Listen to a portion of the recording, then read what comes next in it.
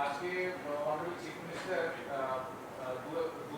তিনটে বিষয় নিয়ে আজকে রিভিউ করেছেন। প্রথম যেটা আছে আমাদের যে কোভিড যে সেকেন্ড ওয়েভে আমাদের যে কাজকর্ম আছে সেটাকে পুরোটাই রিভিউ করেছেন। তারপরে যেটা আছে আমাদের যে ভ্যাকসিনেশন প্রোগ্রামগুলো চলছে সেটাকে ম্যাডাম রিভিউ করেছেন। আর থার্ড যেটা আছে আমাদের যে হেলথ ক্ষেত্রে যেটা আছে থার্ড ওয়েভ যেটা আশা করা যাচ্ছে সেটা আপনারা নিশ্চয়ই দেখেছেন, কাগজে আপনারাই লিখছেন। সেটা অন্যান্য আমাদের অন্যান্য দেশে থার্ড ওয়েভ যেটা দেখা যাচ্ছে সেটা থার্ড ওয়েভে নিয়ে কি কি প্রিপারেশন করা হয়েছে সেটা একটু রিভিউ করেছেন।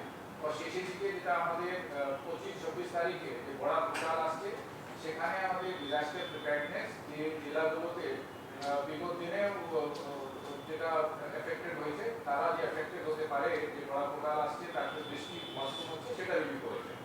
তো প্রথমে যেটা আছে আমাদের কোভিড ম্যানেজমেন্ট ক্ষেত্রে যেটা আপনারা জানেন কি আমাদের যখন এই সেকেন্ড ওয়েভটা শুরু হয়েছে তখন ফার্স্ট যে ফেজ অফ ইলেকশন ছিল তখন আমাদের পজিটিভিটি রেট খুবই কম ছিল, 3.43 এরকম পজিটিভিটি রেট ছিল। কিন্তু 8 ফেজে ইলেকশনে যেহেতু নানা রকম ক্যাম্পেইনিং পাবলিক মিটিং ফেনা কোনো রেস্ট্রিকশন ছিল না, 8 ফেজে যেতে যেতে আমাদের এই যে পজিটিভিটি রেট 33% থেকে বেশি হয়ে গেছিল।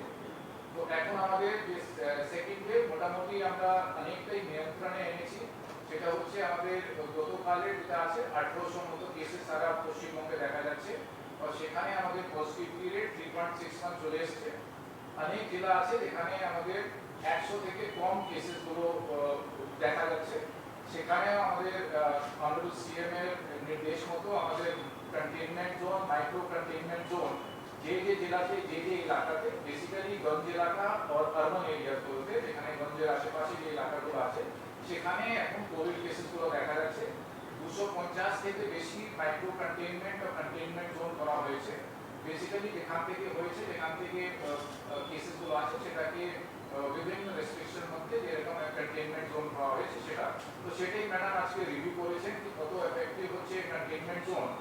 তারপরে আমাদের সিএম একটা নির্দেশ দিয়েছিলেন যে কন্টেইনমেন্ট জোন মধ্যে আমাদের অন্যান্য যে ক্যাটাগরিজগুলো যেটা সুপার স্প্রেডার করা হয় সেগুলো ক্যাটাগরিজ করা হয়েছিল তাদেরকে ভ্যাকসিনেশন করা, ধরুন ট্রান্সপোর্ট ওয়ার্কার্স আপনারা আছেন, তারপরে আছে ভেন্ডার্স গুলো আছে, হকার্স গুলো আছে, যারা সবজি যারা ভেন্ডার্স গুলো আছে, যারা স্লাম ডুয়েলার্স আছে এদেরকে হকার্স গুলো এইসবগুলো যে সুপার স্প্রেডার্স মধ্যে আছে, হেলথ ওয়ার্কার্স আছে, তাদের ফ্যামিলিজ গুলো আছে, এইসব বিভিন্ন যে ক্যাটাগরিজ গুলোকে সুপার স্প্রেডার করা হয়েছে। তার সঙ্গে ম্যাডাম বলেছে যে কন্টেইনমেন্ট জোন যেটা আছে কন্টেইনমেন্ট জোন মধ্যেও কিন্তু ভ্যাকসিনেশন করে দিয়ে যেহেতু ওখানে স্প্রেড হচ্ছে সেখানে 5টা থেকে 10টা হবে, 10টা থেকে 20 জন হবে, তো সেটা না হয় সেখানেও একটা ভ্যাকসিনেশন করা সেটা ম্যাডাম রিভিউ করেছেন। এখানে আমাদের মাননীয় অ্যাডমিনিস্ট্রেটর আছেন ক্যালকাটা মিউনিসিপাল কর্পোরেশনে, অন্যান্য সিনিয়র অফিসার আছেন, ডিস্ট্রিক্ট ম্যাজিস্ট্রেটরা ছিলেন, সিপি এসপিরা ছিলেন, তার সঙ্গে সিএমএসরা ছিলেন, এক্সিকিউটিভ ইঞ্জিনিয়ার ছিলেন, তারা ভার্চুয়ালি জয়েন করেছেন। আর আমাদের বিভিন্ন জেলাতে যেটা আমরা সিনিয়র অফিসার যাদেরকে পোস্ট করা হয়েছে তারা কোভিড অবজারভার হিসাবে তারা কোভিড অবজারভার ভার্চুয়ালি জয়েন করেছেন মিটিংয়ে। তো সেটা রিভিউ করা হয়েছে আর যে যে জেলাতে বেশি আছে তাদেরকে সেরকম নির্দেশ দেওয়া হয়েছে। এছাড়া যেটা আছে আমাদের যে ভ্যাকসিনেশন প্রোগ্রামগুলো আছে আপনারা জানেন মাঝখানে গভর্নমেন্ট অফ ইন্ডিয়া একটা পলিসি চেঞ্জ করেছে, তার জন্য একটা যে সাপ্লাইগুলো ভ্যাকসিনের একটু ডিসলোকেশন হয়েছিল 10-15 দিন। এখন মোটামুটি ভ্যাকসিনেশন আমরা যে যতটা ভ্যাকসিন পাচ্ছি এটা একটা হিউজ ডিমান্ড এন্ড সাপ্লাই একটা গ্যাপ রয়েছে, কিন্তু যে ভ্যাকসিনেশন মধ্যে যেটা আছে আমাদের ভ্যাকসিনেশন কাকে করতে হবে, কিভাবে প্রায়োরিটাইজ করতে হবে, urban areas, peri urban areas, তারপরে সুপার স্প্রেডার্স, আরও যেটা আছে আমাদের অনারেবল চিফ মিনিস্টার যেটা নির্দেশ আজকে দিয়েছেন যেটা হচ্ছে আমাদের থার্ড ওয়েভে যেটা অন্যান্য দেশে যেটা লক্ষ্য করা যাচ্ছে কি এটা বাচ্চাদের যাদের 0 to 18 আমাদের যারা আছে যাদেরকে ভ্যাকসিনেশনে এখন আওতার মধ্যে যারা আসেনি তাদের উপর এখন রিসার্চ হচ্ছে কি কোনটা ভ্যাকসিন কার্যকারী হবে কিনা, আদৌ দেওয়া হবে কিনা। তো যেহেতু ভ্যাকসিনেশন হয়নি 0 to 18 গ্রুপে সেখানে একটু এই কোভিড দেখা যাচ্ছে থার্ড ওয়েভে। তো সেখানে আমাদের আজকে ম্যাডাম নির্দেশ দিয়েছেন সেটা হচ্ছে কি যাদের মায়েরা আছেন যাদের বাচ্চারা 12 বছর অবধি আছে, যা 12 বছরের বয়সে যে বাচ্চা যাদের যে মায়েরা আছেন তাদেরকেও একটু আমরা প্রায়োরিটি বেসিসে তাদেরকেও ভ্যাকসিনেশন দেওয়া হবে। তো ভ্যাকসিনেশন নিয়ে মোটামুটি এটা রিভিউ করা হয়েছে সমস্ত জেলাতে কিভাবে ভ্যাকসিনেশন করা হচ্ছে, কোথায় কোথায় করা হচ্ছে, কোন কোনটা এরিয়াটাকে প্রায়োরিটি দিতে হবে, কোন কোনটা গ্রুপকে প্রায়োরিটি দিতে হবে, এটাও একটা বিস্তারিতভাবে একটা আলোচনা হয়েছে।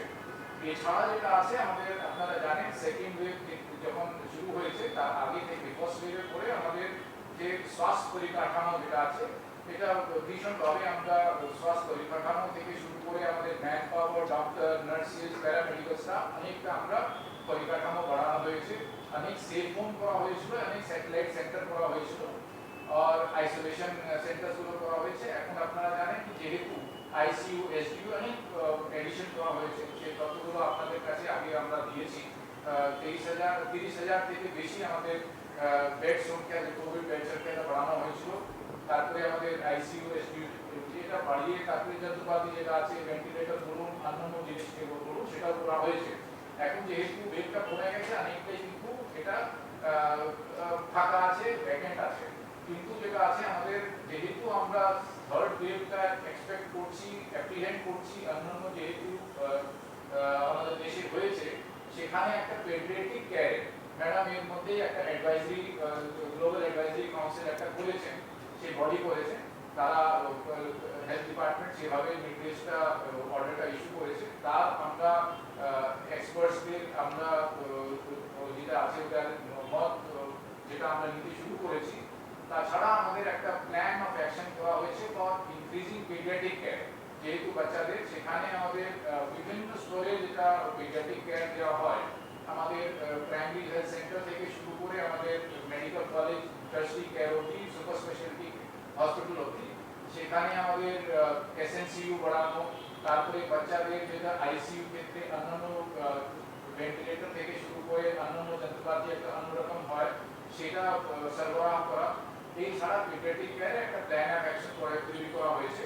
সেখানে মোটামুটি যেটা হচ্ছে আমাদের 1300 পেডিয়াট্রিক আইসিইউ গভর্নমেন্ট হসপিটালে জুলাই মধ্যে করা হবে।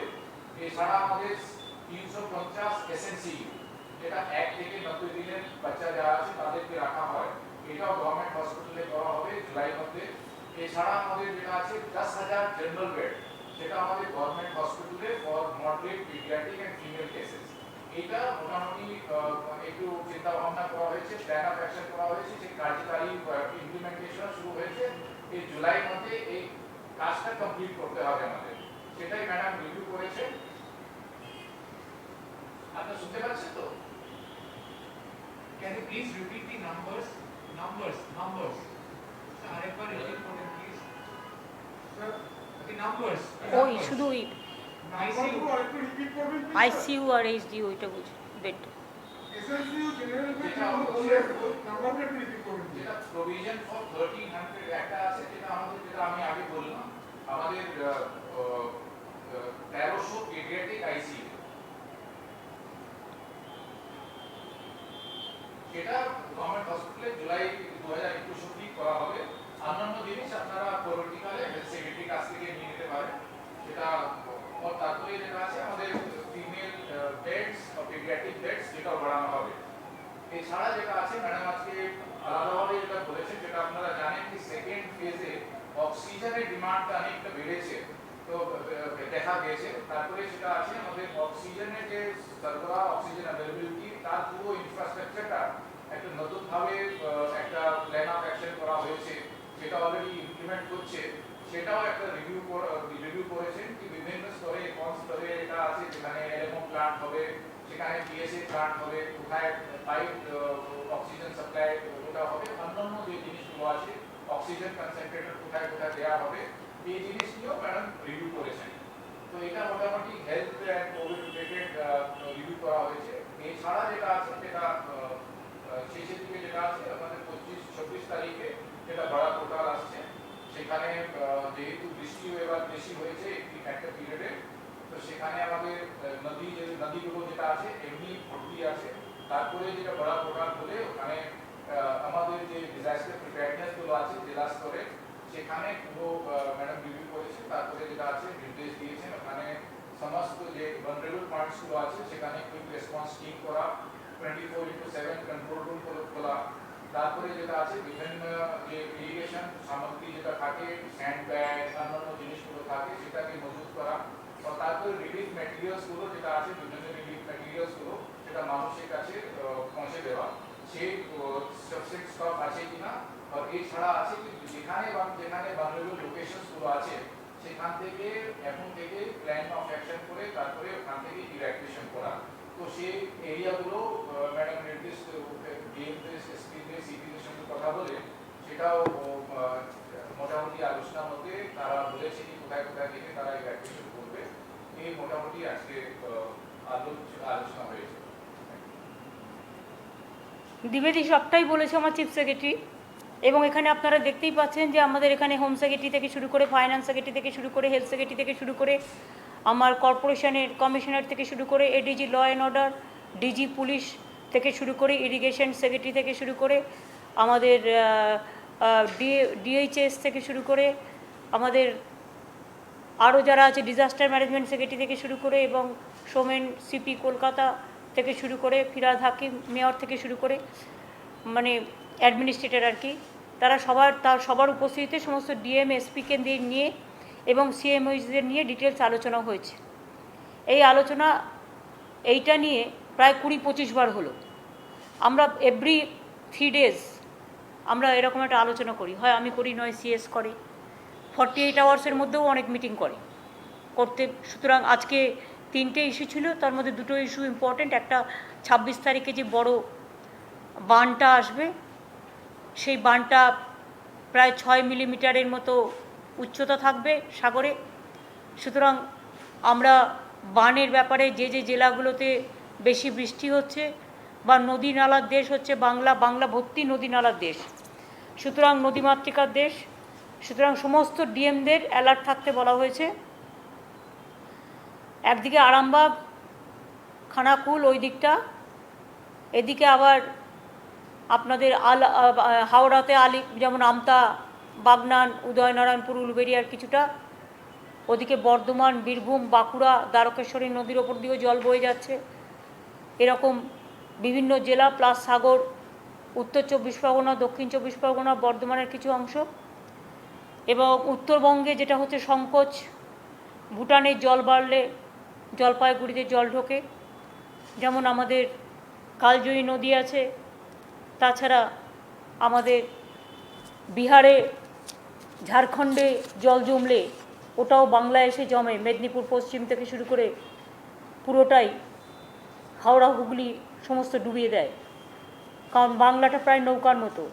সেই অবস্থায় যতটা পারা যাবে, প্রকৃতি তো আমাদের হাতে নেই, প্রাকৃতিক দুর্যোগ খুব বেশি হচ্ছে, এবং গত 19 দিনে 1 বছরের বর্ষা পুরো 19 দিনেই হয়ে গেছে। এতটা মানে স্রোতের বর্ষা এতটাই স্রোতস্বিনী হয়েছে। এই অবস্থায় তবু আমরা ট্যাকেল করে যাচ্ছি, এবং অফিসাররাও করছেন, স্থানীয় মানুষও করছেন, তাদেরও কষ্ট হচ্ছে। এই অবস্থায় একটা 25, 26, 24 থেকে একটা একটা রেড অ্যালার্ট তো আছেই। 24x7 irrigation department with disaster department তারা প্রত্যেকে সর্বক্ষণের জন্য ওয়াচ রাখবেন। কোনো বাঁধ যাতে পট করে জল ছেড়ে না দেয়, একটু ম্যানেজ করে করতে হবে। একদম যখন না ছাড়লে বাস্ট করে যায় তাহলে আরও বেশি ডুবে যায়, সেই জন্য সেটা নজর রেখে করতে হবে। এটা একটা। 2 হচ্ছে কোভিড ম্যানেজমেন্ট নিয়ে ডিটেলস আলোচনা হয়েছে, এবং আপনারা জানেন যখন আমাদের 8 ফেজ ইলেকশন ছিল, 7 ফেজ ইলেকশন ছিল, আমরা বারবার বলছিলাম ইলেকশনটাকে ক্লাব করে দেওয়ার জন্য। একদিনে ইলেকশন হলো কোনো প্রবলেম হয় না, একদিনে ইলেকশন হলো একটা টাইম পর্যন্ত, বা ধরুন 7 দিনের ক্যাম্পেইনের ডেট দিল, বাই ইলেকশনগুলো অনেকগুলো আছে, আমরা চাইবো বাই ইলেকশনগুলো হয়ে যাক, 7 দিন ক্যাম্পেইনের ডেট দিক, বেশি দরকারও নেই ডেট, 10টা থেকে 7টা টাইম দিলেই আমাদেরও হয়ে যাবে, আমরা এর থেকে বেশি নিতেও চাই না। হলে কিন্তু ইলেকশনগুলো বাই ইলেকশনগুলো হয়ে যায়, যেটা আমরা বারবার বলছিলাম। আমরা এবারের ইলেকশনে কি দেখলাম, ফার্স্ট যখন election day of 1 first phase, তখন 2-3% ছিল সংখ্যাটা পজিটিভিটি, কিন্তু যখন বাড়তে বাড়তে এটা হয়ে গেল 2nd, 3rd, 4th, 5th, 6th, 7th, 8th, 5th থেকে 8th মধ্যে এটা এসে 33% পজিটিভ রেটে চলে গেছিল, এবং that was the peak area of the covid system. এবং কোভিড পজিটিভ হয়েছে 8 ফেজ ইলেকশন ওই সময়টাই সবচেয়ে বেশি পজিটিভ হয়েছে। এবং যেটা বারবার আমরা বলেও কোনো লাভ হয়নি। যাই হোক, সেখান থেকে 33 থেকে আমরা এখন এটা 3.61-এ নামিয়ে এনেছি। বাংলায় ডেন্সিটি অফ পপুলেশন ইজ বেশি, অনেক জায়গায় দেখবেন রাজ্যগুলোর পপুলেশন কম, তারা সেভাবে হিসেব ধরে। আমাদের পপুলেশন খুব বেশি, তাতে এক একটা জেলায় হয়তো 100 আছে, কোথাও 75 আছে, কোথাও 50 আছে, কলকাতাতেও 87-97-এর মতো আছে। এগুলো তো বিভিন্ন জায়গা থেকে লোকজন যাতায়াত করে, বিধিনিষেধ চলছে। তা সত্ত্বেও অনেক কন্টিনেন্ট জোন করা হয়েছে, যেগুলো হচ্ছে খুব কন্ট্রোল করে রাখার জন্য, এবং সবাইকে বলা হয়েছে ভালো করে কাজ করার জন্য। অনেক জেলা কমিয়েছেও, এর মধ্যে চেষ্টা করেছে। দার্জিলিংটাও একটু বেশি আছে, নদিয়াটা একটু বেশি আছে, উত্তর 24 পরগনা, হুগলি, হাওড়া, বাঁকুড়া, এরকম কয়েকটা জেলা ধরা হয়েছে। আর আমরা ভ্যাকসিনেশন স্ট্যাটাস আমাদের বাংলার খুব ভালো, টিকায় আমরা খুব ভালো কাজ করি, এবং এক্ষেত্রে 2 কোটির মতো টিকা অলরেডি আমরা দিয়েছি। কোভিড ভ্যাকসিনাইজেশনের জন্য 2 কোটি ডোজেস অলরেডি আমরা দিয়েছি, এবং 33 লক্ষ ডোজ দেওয়া হয়েছে যারা সুপার স্প্রেডার। সুপার স্প্রেডার কাদের বলি? যারা অনেক লোককে মিট করে, গাড়ির ড্রাইভার থেকে শুরু করে, হকার থেকে শুরু করে, একেবারে পানের দোকান থেকে শুরু করে, সবজিওয়ালা থেকে শুরু করে, মৎস্যওয়ালা থেকে শুরু করে, গাড়ির ড্রাইভার থেকে শুরু করে, এদের সবাইকে, কনস্ট্রাকশন ওয়ার্কার থেকে শুরু করে এদের দেওয়া হয়েছে। এবং আমরা মনে করি এখনও যেটা আছে আগামী 10 দিনে এটাও কমিয়ে ফেলব। এবং প্রায়োরিটি তৈরি করা হয়েছে ফর নেক্সট, যদিও প্রতিদিন আমরা 3 লক্ষর মতো ডোজ দিই এখন। এই কয়েকটা দিন প্রধানমন্ত্রীর 21 তারিখ পর্যন্ত টাইম নেওয়ার ফলে কিছুটা গ্যাপ হয়ে গেছে, 7-8 দিনের একটা গ্যাপ হয়েছে। এই গ্যাপটা না হলে হয়তো আরও অনেক হয়ে যেত। যাই হোক, আমরা 3 লক্ষটাকে বাড়িয়ে 4 লক্ষ করবো বলেও ঠিক করেছি, দেওয়ার ক্যাপাসিটি অনুযায়ী। এবং আমরা যে ডিমান্ড করেছি 3 কোটি, সেটা তো আমরা পাইনি। আমরা 3 কোটিটা পেলে প্রাইভেটকে 1 কোটি দিতাম, আর 2 কোটি আরও আমরা যদি দিতাম, কারণ অনেক ডোজ তো আমরা নিজেরাও কিনেছি, প্রাইভেটেও অনেক কিনেছে, তাহলে আমাদের অনেকটা কাজ হয়ে যেত। কিন্তু 2 কোটিও সংখ্যাটা কিন্তু কম নয়, 2 কোটি মানুষকে ইতিমধ্যেই ডোজ দেওয়া হয়ে গেছে। কাল থেকে আবার শুরু হবে, 4 লক্ষ করে রেগুলার দেবে। আর আরেকটা রিগার্ডিং আমাদের জুলাই মাসের মধ্যে 70 লক্ষ ভ্যাকসিন দেবো আমরা। এছাড়াও তার মানে প্রায় 3 কোটির কাছাকাছি পৌঁছে যাব। এছাড়াও আমরা থার্ড ওয়েভটাকে ইম্পর্টেন্স দিচ্ছি এই কারণে, সেকেন্ড ওয়েভটা তো ইনফেকশনটাকে বাড়িয়েছে, থার্ড ওয়েভটা অনেকে বলছে, এটা আমাদের, দেখুন আমরা তো আর কেউ গবেষণা করি না বা অভিজ্ঞ লোক নই, কিছু কিছু দেশ বলছেন বা বিশিষ্টরা বলছেন যে হয়তো এরপরেরটা বাচ্চাদের ওপরে কিছুটা আসবে, এবং সেই জন্যই আমরা সিদ্ধান্ত নিয়েছি ছোট্ট বাচ্চা থেকে 12 বছর বয়স পর্যন্ত যে বাচ্চা মায়ের আদরে, মায়ের আঁচলের তলায় থাকে বলতে পারেন, তারা অনেকটাই মায়ের উপর নির্ভরশীল, সেই মায়েদের আমরা কিন্তু প্রায়োরিটি বেসিসে ভ্যাকসিনেশনটা করিয়ে দেবো, যাতে বাচ্চা মায়ের কাছ থেকে না পায় এবং মা বাচ্চাটাকে ভালো করে দেখে শুনে রাখতে পারে। এটা আমরা একটা প্রায়োরিটি জোন করেছি। আমি আর একটা মনে করি যেটা আমাদের প্রত্যেকের দেখা উচিত, অনেকেই প্রাইভেটে কোভিড ভ্যাকসিনটা নিয়েছে, যেটা হচ্ছে কোভিডশিল্ড নয়, কোভ্যাক্সিন। তারা কিন্তু, এটা কিন্তু এখনও অথরাইজড নয়, ফলে বিদেশে কিন্তু তাদের এটাকে অ্যাকসেপ্ট করছে না। ফলে স্টুডেন্টরা যারা বাইরে যেতে চাইছে তারা কিন্তু খুব বিপদের মধ্যে আছে, যে তারা কি করবে।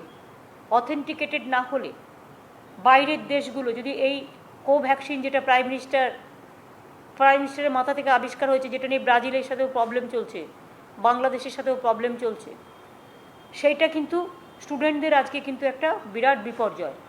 কারণ অনেক স্টুডেন্টরা নিজেরা কোভ্যাক্সিন নিয়েছে প্রাইভেটে। আমি এটা চিফ সেক্রেটারিকে বলবো একটা চিঠি ইমিডিয়েট হেলথ সেক্রেটারিকে লিখতে, আর ক্যাবিনেট সেক্রেটারিকে, যে যারা কোভ্যাক্সিন নিয়েছে, যারা স্টুডেন্ট, তারা অ্যালাউ হচ্ছে না বাইরে পড়তে যাওয়ার জন্য, ওই সার্টিফিকেটের কোনো ভ্যালু দিচ্ছে না। সুতরাং তাদের জন্য রিমেডি কি? আইদার কোভ্যাক্সিনটাকে ইমিডিয়েট অথেন্টিকেট করা WHO-কে দিয়ে পার্সু করে যে এটা ঠিক আছে এবং এটা এন্টাইটেল আছে, আর তা নাহলে এর অল্টারনেটিভ কি আমিও বুঝতে পারছি না। তখন সে একটা ভ্যাকসিন নিয়েছে, আবার কি একটা ভ্যাকসিন তার অ্যালাউড হবে? সেটা তো সম্ভব নয়। সুতরাং কোভ্যাক্সিনটাকে যাতে অফিসিয়ালি অ্যালাউ করা হয় সারা পৃথিবীতে, সেটার জন্য একটা initiative immediate government of India থেকে নেওয়া উচিত। এবং আমি দেখছি এই প্রবলেমটা কিন্তু আজকে সারা দেশ ফেস করছে, এবং this is a very very serious problem for the student. আমাদের অনেক স্টুডেন্টরাই বাইরে পড়তে যায়। কোভিডশিল্ড যারা নিয়েছে তাদের কোনো প্রবলেম হয়নি, কিন্তু কোভ্যাক্সিন যারা নিয়েছে বিভিন্ন জায়গা থেকে তাদের প্রবলেমটা হয়েছে। আমরা বেশিরভাগটাই কোভিডশিল্ডই দিয়েছি, টোটালটাই কোভিডশিল্ড দিয়েছি আমরা। পশ্চিমবঙ্গ সরকার থেকে আমরা যেগুলো দিয়েছি কোভিডশিল্ডই দিয়েছি, কিন্তু অনেকে তো প্রাইভেট হসপিটাল থেকে নিয়েছে, তারা কোভ্যাক্সিনটা নিয়েছে বাইরে যাবে বলে। আর কোভ্যাক্সিনের সার্টিফিকেট, কোভিডশিল্ডেরও সার্টিফিকেট না থাকলে সে প্লেনে উঠতে পারছে না, তার পাসপোর্ট ভিসার মতোই কোভিডশিল্ডের সার্টিফিকেটটা লাগছে। ফলে কোভ্যাক্সিন যেটা প্রাইম মিনিস্টার নিতে বলেছিলেন সেটা প্রবলেম হয়ে গেছে স্টুডেন্টদের কাছে বিশেষ করে। হয়তো যার বাইরে যাওয়ার নেই, এখানেই থাকবে, সে হয়তো কোনো রকম নিয়ে স্যাটিসফাইড থাকবে, কিন্তু যাকে বাইরে যাতায়াত করতে হয় পড়াশোনার জন্য বা বিভিন্ন কাজে, তাদের পক্ষে এটা কিন্তু একটা বড় হেডেক হয়ে গেছে। এই হেডেকটা সলভ করবার জন্য আমি সেন্ট্রাল গভর্নমেন্টকে ইমিডিয়েট রিকোয়েস্ট করি, এটা আমার নামেও দরকার হলে একটা চিঠি তৈরি করে দিতে পারো ইমিডিয়েট। এই পর্যন্ত। বাদ বাকি আর কি আছে?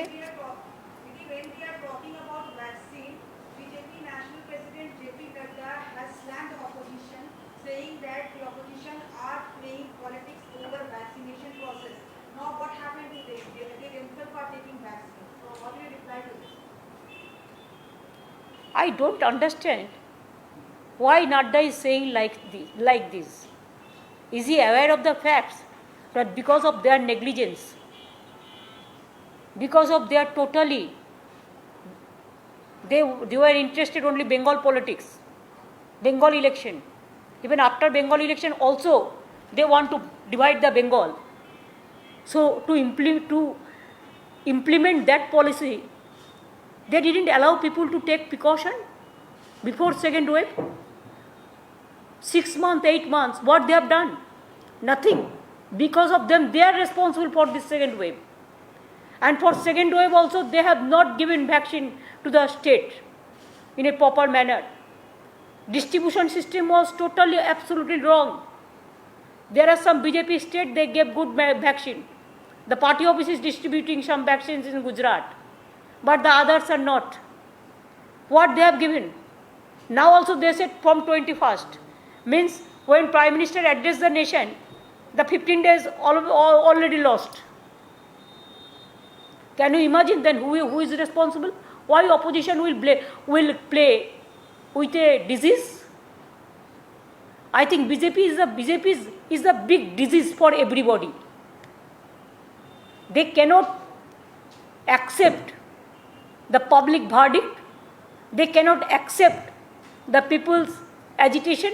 They cannot accept the public demand. They cannot accept that second wave so many persons died. Even you have seen in Uttar Pradesh, where you will get the number? Where is the authenticate number? The dead bodies are lying with the river, and that dead body is coming to Bengal from Bihar, UP. Don't you think they should be same?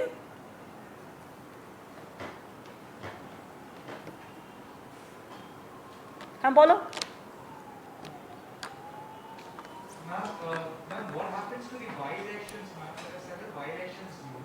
Has there been any response, any information from the election? We are waiting to see we are waiting to see that it should be as early as possible, because now the COVID situation is totally controlled.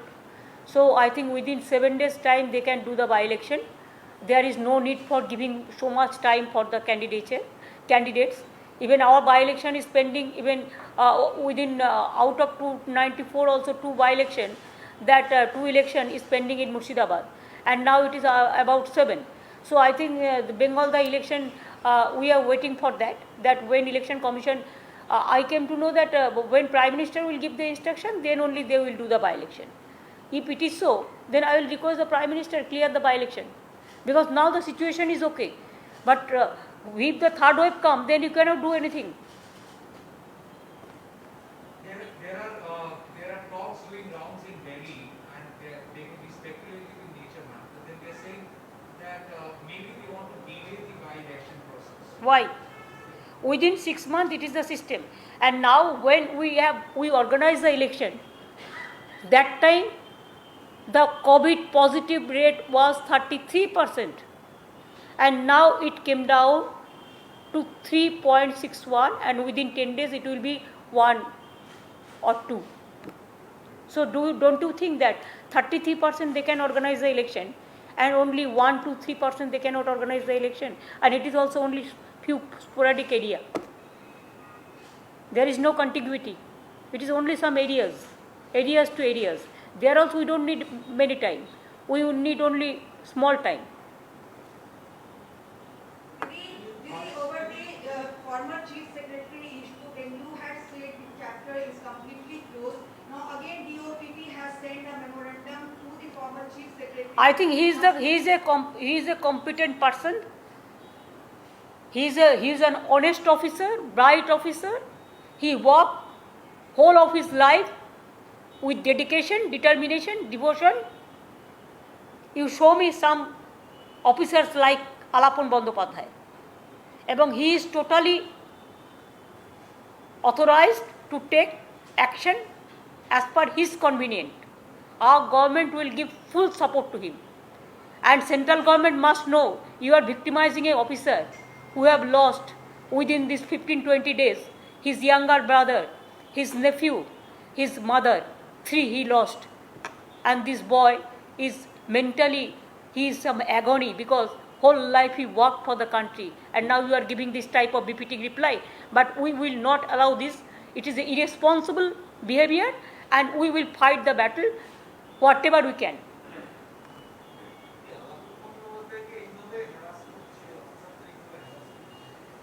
তো ইচ্ছা করে করছে, ওরা তো আইন মানছে না। গায়ের জোরে যদি কেউ ভাবে আমি একজন সেলফিশ জায়েন্ট হব, তো গায়ের জোর দেখাচ্ছে। গায়ের জোরে তো আইন চলে না। আইন তো আইনের মতো চলবে, আইনে যাবে, আইন বুঝবে, law will take its own course. দেশটা তো শুধু বিজেপির নয়, কটা রাজ্যে ক্ষমতায় আছে, ম্যাক্সিমাম রাজ্যে অপোজিশনরা ক্ষমতায় আছে। তো গায়ের জোর চলবে কোত্থেকে? রাজীব গান্ধীরও 400 মেজরিটি ছিল, কখনো তিনি এসব করতেন না।